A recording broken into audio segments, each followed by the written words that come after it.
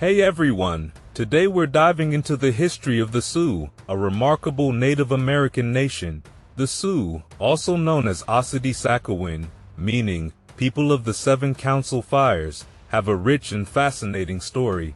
Originally, they lived in the Great Plains, covering areas we now know as Colorado, Montana, Nebraska, North Dakota, South Dakota, and Wyoming. These lands were their home long before Europeans arrived in the 17th century, and they lived there for about 13,000 years. The Sioux people started in the Mississippi River Valley and the Great Lakes region. However, conflicts with the Iroquois and Ojibwe nations pushed them westward. The name, Sioux, actually comes from a French interpretation of an Ojibwe word. But the Sioux call themselves Sakowin, referring to the 7 original tribes who would bring coals from their fires to light a collective council fire. These 7 tribes are the Mdewakanton, Sisseton, Teton, Wapikut, Wahpeton, Yankton, and Yanktonai. The Sioux are also known as Dakota or Lakota, meaning ally or friend. They share a common language and culture with other tribes in the Siouan language family. Initially, the Sioux were hunter-gatherers. Around 700 to 900 CE, they started farming maize, which came from Mesoamerica. Despite adopting farming, they continued hunting and maintained a semi-nomadic lifestyle, primarily following buffalo herds.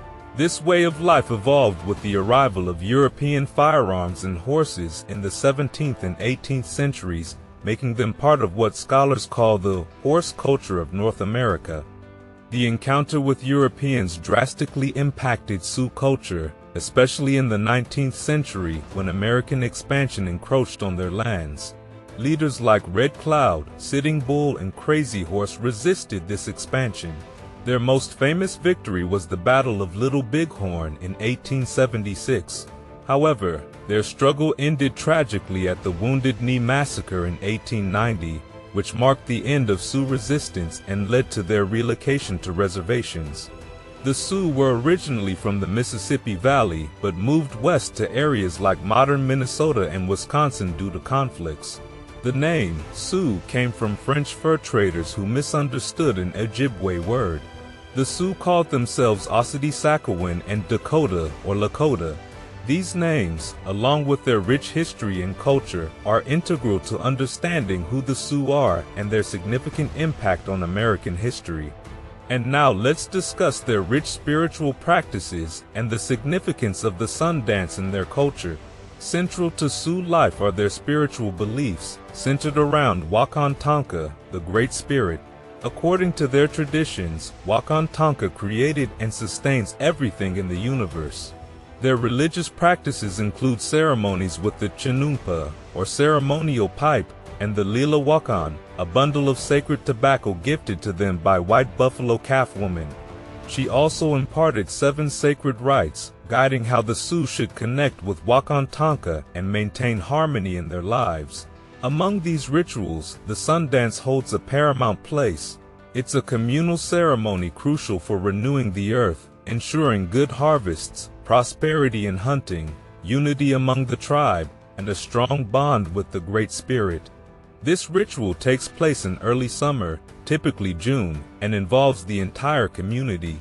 The sun dance begins with a chosen individual, inspired by a vision or seeking favor from Wakantanka, leading the ceremony. The focus is always on the collective welfare, whether asking for blessings or giving thanks. Everyone in the community plays a role. Children prepare the dance area, women construct the ceremonial structure, and men erect the central pole, a symbol connecting the earth and sky, often topped with a buffalo head, honoring this sacred animal as a source of life. Participants volunteer to endure sacrifices, either seeking visions, benefiting the community, or expressing gratitude.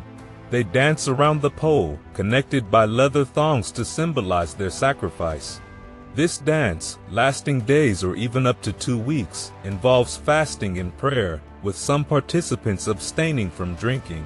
The goal is not only personal enlightenment, but also communal revival and connection with the spiritual world.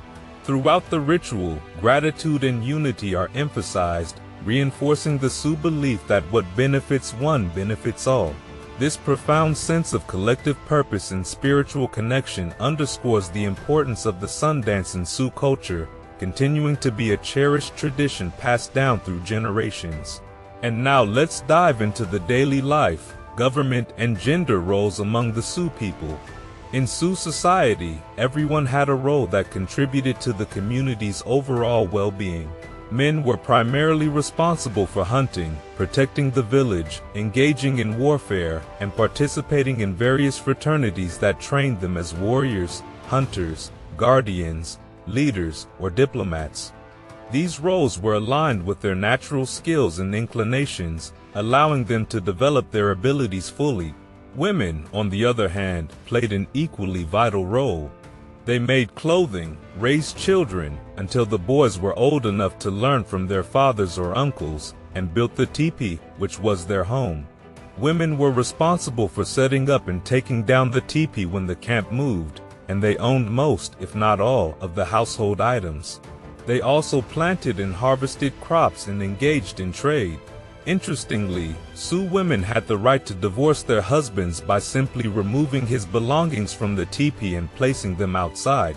This act would render the man homeless unless his relatives took him in. Men could have multiple wives, but they were required to provide for each equally and treat them with the same respect. Children were expected to contribute to the community as well. While they played games, they also helped gather firewood, prepare hides, and fetch water as they grew older. This ensured that everyone, regardless of age, played a part in sustaining the community. Sioux governance was communal and participatory. Once a year, during summer, the nations would gather, bringing coals from their individual village fires to kindle a central fire. This event was a time for raising concerns, discussing issues, and making decisions. Each village also had its own gatherings, where leaders were chosen based on personal virtues like loyalty, honor, courage, and wisdom. Leaders held their positions as long as they continued to exhibit these qualities. Gender roles were clearly defined, but there was also an acceptance of a third gender, known today as two-spirits. A two-spirit person could be a man or woman who identified with the opposite sex. This identity often became apparent through a vision received before or during puberty. For example, a male-bodied individual might be identified as a winked, which means one who wants to be a woman in Lakota. These individuals were highly valued and took on roles typically associated with females. Two-spirits were respected and appreciated for their unique contributions to the community, whether through wisdom, artistic talent, or generosity. There was no judgment attached to someone who, in modern terms, might be considered transgender or gay. The Sioux recognized that every individual had something valuable to offer, and this inclusivity strengthened the community. And now let's explore the Sioux's relationship with warfare, the impact of the horse, and the challenges posed by American expansion. The Sioux, like many other Native American nations, were not always peaceful. They frequently engaged in wars and raids against their neighbors.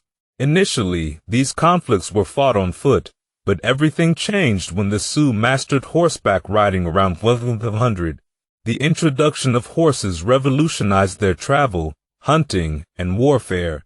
Horses became a symbol of wealth and prestige, leading to more raids and conflicts as tribes sought to increase their herds.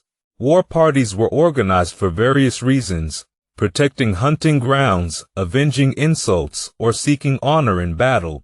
A significant aspect of Sioux warfare was taking the scalps of their enemies, which they celebrated with a scalp dance. This ritual honored both the fallen enemies and the Sioux warriors who had died in battle. During the dance, mourners shared stories of their lost loved ones, ensuring they were remembered and revered. As European immigrants and later Americans pushed westward, the Sioux warriors became a formidable force, defending their lands and communities. The conflicts between the Sioux and the United States, known as the Sioux Wars or Plains Indian Wars, spanned from 1854 to 1890. These wars began with the Gratin Fight, where 30 U.S. soldiers and a civilian interpreter were killed, and ended tragically with the Wounded Knee Massacre, where over 250 Sioux men, women, and children were slaughtered. The Wounded Knee Massacre marked the end of Sioux resistance to the United States' aggressive policies. The survivors were forced onto reservations, lands not of their choosing, despite numerous treaties that had promised them peace on their ancestral territories. This relocation was devastating, as it stripped the Sioux of their sacred lands, which were central to their identity and strength. Today, the Sioux live on reservations that cover just a fraction of their original territory in Minnesota, Montana, Nebraska, North Dakota, South Dakota, and even in Canada. Although they were promised a peaceful existence on these reservations, modern challenges persist. Projects like the Keystone XL pipeline threaten their environment and health, continuing the pattern of broken promises established by the U.S. government in the 18th and 19th centuries. One of the most infamous breaches of trust involved the Black Hills. The Fort Laramie Treaty of 1868 promised the Sioux their sacred Black Hills, but this treaty was broken when gold was discovered there in 1874. In 1980, the U.S. Supreme Court ruled that the Black Hills had been illegally taken and awarded the Sioux over $100 million in reparations. This sum has since grown to over $1 billion, but the Sioux refused to accept the money. For them, the land was never for sale, and they seek justice and the return of their sacred territory.